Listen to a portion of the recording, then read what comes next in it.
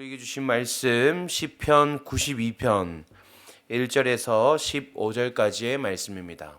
구약성경 시편 92편 1절에서 15절까지의 말씀입니다. 1에서 3절을 제가 봉독함으로 우리 그 후로부터 한 절씩 교독하도록 하겠습니다. 말씀 봉독하겠습니다. 지존자여 시편금과 비파와 수금으로 여호와께 감사하며 주의 이름을 찬양하고 아침마다 주의 인자하심을 알리며 밤마다 주의 성실하심을 베풀미 좋으니이다. 여호와여 주께서 행하신 일로 나를 기쁘게 하셨으니 주의 손이 행하신 일로 말미암아 내가 높이 외치리이다. 여호와여 주께서 행하신 일이 어찌 그리 크신지요 주의 생각이 매우 깊으시니이다. 어리석은 자도 알지 못하며 무지한 자도 이를 깨닫지 못하나이다. 악인들은 풀같이 자라고 악을 행하는 자들은 다 흥왕할지라도 영원히 멸망하리이다. 여호와여 주는 영원토록 지존하시니이다. 여호와여 주의 원수들은 패망하리이다. 정녕 주의 원수들은 패망하리니 죄악을 행하는 자들은 다 흩어지리이다. 그러나 주께서 내 뿔을 들소의 뿔같이 높이셨으며 내게 신선한 기름을 부으셨나이다.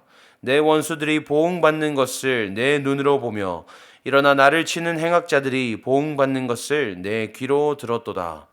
의인은 종려나무같이 번성하며 레바논의 백향목같이 성장하리로다. 이는 여호와의 집에 심겼으며 우리 하나님의 뜰 안에서 번성하리로다. 그는 늙어도 여전히 결실하며 진액이 풍족하고 빛이 청정하니 함께 읽습니다. 여호와의 정직하심과 나의 바위 되심과 그에게는 불의가 없음이 선포되리로다. 아멘. 오늘 우리에게 주신 말씀 가지고 희망의 노래라는 제목으로 함께 말씀을 나누고자 합니다. 세상에는 두 종류의 사람이 있습니다. 첫째는 긍정의 말을 하는 사람이고 둘째는 부정의 말을 하는 사람입니다.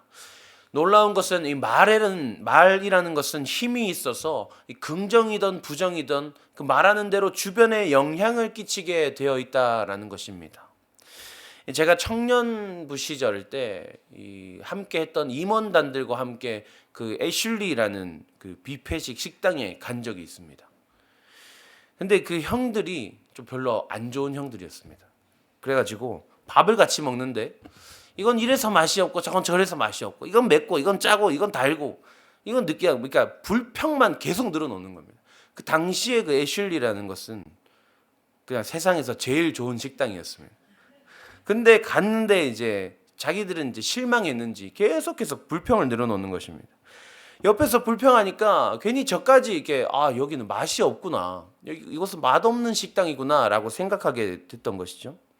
근데 그 다음 주에 제가 이제 같이 찬양 사역을 했던 찬양팀과 함께 또 그 애슐리 그 같은 지점에 방문했습니다. 근데 저는 이제 그 지난주에 되게 이렇게 실망했었기 때문에 별 기대가 없었는데 출발 전부터 분위기가 달랐습니다. 좀 이렇게 와 진짜 맛있겠다. 와 너무 기대된다. 너 오늘 엄청 많이 먹어야지. 막 이런 분위기가 되게 달랐습니다. 그래가지고 식당 도착하니까 더 심해지더라고. 메뉴를 볼 때마다 어떻게 이런 메뉴가 있을 수 있냐면서 막 먹을 때마다 너무 맛있다면서 감탄을 연발하는 겁니다. 저는 이제 이미 왔었기 때문에 별 기대가 없었는데 막 맛있다 하니까 괜히 뭐지 오늘 더 맛있나? 주방장님 바뀌었나? 뭐 이런 생각이 들 정도로 되게 맛있게 느껴졌던 것입니다. 저는 그때 이제 분명하게 알 수 있었습니다.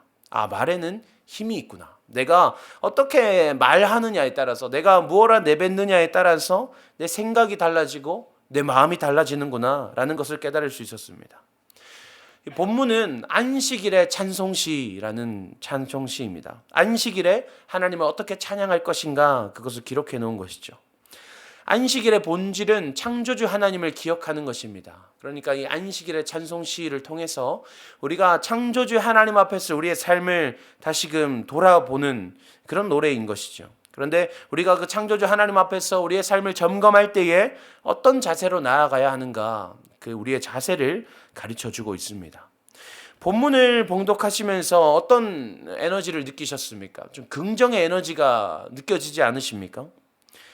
근데 이 시편 기자가 살아갔던 그 시대가 아주 평화로운 시대였기 때문에 이 시편 기자가 이렇게 고백하는 것일까요?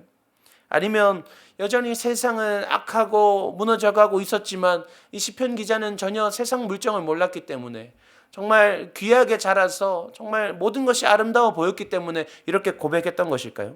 그렇지 않습니다. 이 시편 기자도 본문에서 고백하기로 악인의 흥왕함을 보고 있다라고 말합니다. 악한 자들이 세상에서 높임받고 있고 악한 자들이 세상에서 통치하는 것을 보고 있습니다. 그런데 어떻게 이런 시대적 상황 속에서도 시편 기자는 여전히 하나님의 그 선하심을 노래할 수 있을까요? 본문을 보면 시편 기자는 악인들의 흥함을 보고 있지만 그것들에게 시선을 길게 가져다 두지 않습니다. 그들의 잘됨에 시선을 집중하지 않습니다. 오직 선하심으로 역사하시는 하나님께 시선을 고정하고 흔들리지 않고 있습니다. 5절 말씀을 보면 여호와여 주께서 행하신 일이 어찌 그리 크신지요 주의 생각이 매우 깊으시니이다 라고 고백하고 있습니다. 크다, 깊다라는 표현은 하나님의 섭리하심을 고백할 때에 주로 사용하는 표현입니다. 그러니까 이 시편 기자는 지금 이 땅 가운데 하나님께서 어떻게 역사하고 계시는가, 하나님의 섭리하심에 대한 깊은 신뢰와 경험이 있었다라는 것을 우리는 알 수 있는 것이죠. 그렇기 때문에 아무리 악인들이 잘 되는 꼴을 내가 보고 있다 할지라도 여전히 하나님의 선하심을 노래할 수 있는 것입니다. 그래서 결국 하나님께서 오늘 말씀을 통해서 우리에게 깨닫게 하시는 바는 하나님의 행하심을 고백하는 자는, 하나님을 경험한 사람은 악인의 형통함에도 흔들리지 않는다는 것입니다. 어제 본문에 이어서 오늘도 하나님은 우리에게 하나님을 경험하는 자의 그 중요성을 말씀해 주고 계십니다. 우리가 금요 예배 때도 담임 목사님을 통해서 하나님께서 우리에게 주시는 말씀이 무엇입니까? 하나님을 경험하는 삶입니다. 금요 예배와 새벽 말씀을 통해서 하나님께서 반복적으로 우리에게 말씀하십니다. 하나님을 경험하는 삶을 살아라.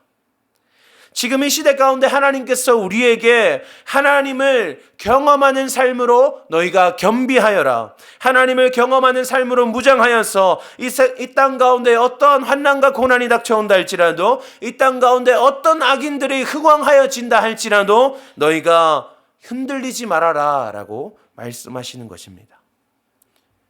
우리가 어떻게 하나님을 경험할 수 있을까요? 하나님을 경험하는 삶에 대해서 신학자 어거스틴이라는 사람은 이렇게 말합니다. Do not go outside. 밖으로 나가지 말아라. 밖에서 하나님을 찾지 말아라 라고 말합니다. 우리는 하나님을 경험하기 위해서 다른 누군가를 주목합니다. 저 사람의 삶 가운데 하나님 어떻게 역사하셨는가, 그곳에서 하나님을 발견하려 하고, 저 사람은 하나님을 어떻게 말하고 있는가, 그것을 주목하려 합니다. 그러나 신학자 어거스틴은 하나님을 찾기 위해서는 우리가 밖으로 눈을 돌리는 것이 아니라 내 안에 살아계신 하나님을 발견할 수 있어야 한다라고 말하는 것입니다. 인간이라는 존재는 아주 특별한 존재입니다. 왜냐하면 온 천지 만물 가운데 유일하게 인간만이 하나님의 형상을 입었기 때문입니다. 우리가 하나님의 형상대로 지음을 받았다는 것은 우리에게 두 가지 사실을 가르쳐 줍니다. 첫째는 인간은 하나님을 통해 나를 깨달을 수 있다는 것입니다. 하나님이 어떤 분이신지를 알아감을 통해서 그분의 속성을 닮은 나를 깨달을 수 있습니다. 그리고 둘째는 동시에 나를 통해 하나님을 발견할 수 있습니다. 물론 내게 있는 것은 연약한 뿐이고 부족한 뿐입니다. 불완전한 것 뿐입니다. 그러나 우리는 나를 깊이 돌아봄을 통해서 내 모든 연약함의 완전함이 되신 하나님을 발견할 수 있습니다. 그것이 하나님께서 우리에게 허락하신 우리의 특권입니다. 세상을 보면 참담합니다. 악인들이 날뛰고 있습니다. 그것들이 마치 진리인 것처럼 사람들이 동조하고, 그들이 마치 승리자인 것처럼 사람들이 인정하는 시대입니다. 그러나 시편 기자는 끊임없이 고백합니다. 여호와여 주는 영원토록 지존하시니이다. 주의 원수들은 패망하리이다. 여호와의 정직하심과 나의 바위 되심과 그에게는 불의가 없음이 선포되리로다. 비록 내 눈앞에는 악인들이 흥왕하여 날뛰고 있지만 나의 지존하신 여호와께서는 원수들을 패망케 하실 것이요 영원토록 선하심으로 이 땅을 통치하실 것이니 나는 그저 여호와를 찬송할지로다. 할렐루야 라고 고백하고 있는 것입니다. 사랑하는 여러분, 이 세상이 쉽지 않습니다. 도대체 어떻게 이 지경까지 오게 되었나 싶을 정도로 쉽지 않은 세상입니다. 악인들의 형통함이 인정받는 그런 시대를 우리는 살고 있습니다. 그러나 우리는 바라보아야 합니다. 하나님의 선하신 그 섭리하심을 노래해야 합니다.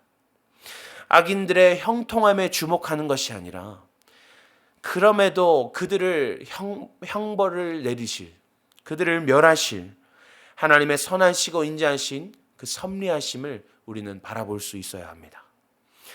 하나님께서 죄인 되었던 나를 구원하셨듯이 죄악 가운데 이 세상을 다시 회복시키시리라 확신을 가지고 희망을 노래하는 우리가 되기를 소망합니다. 오늘 절망의 시대 가운데 희망의 노래로 하나님을 고백하는 시편 기자처럼, 그래서 그의 고백이 우리가 다시 하나님을 보게 하였듯이 우리의 노래를 통해서 세상이 다시 하나님을 바라보게 되기를 소망합니다. 기도하겠습니다. 하나님 감사합니다. 오늘도 새로운 하루를 시작하게 하시고 우리가 그 하루의 시작을 말씀 앞에 서게 하시니 감사합니다. 또한 우리가 기도로 오늘 하루의 삶을 간구하며 나아가게 하시니 감사합니다. 하나님 말씀을 통해서 우리가 무엇을 노래해야 하는가, 우리가 무엇을 고백해야 하는가를 우리가 깨닫습니다. 하나님, 우리가 이 세상을 돌아보면 정말 너무나도 참담한 시대입니다. 하나님, 죄악이 팽배한 시대이고 악인들의 형통함이 인정받는 시대입니다. 그러나 하나님, 우리가 그러한 시대 가운데, 그러한 세상 가운데 절망하지 않게 하여 주시옵소서. 악인들의 형통함에 주목하지 않게 하시고 여전히 살아계셔서 역사하시는 하나님을 바라보게 하여 주시옵소서.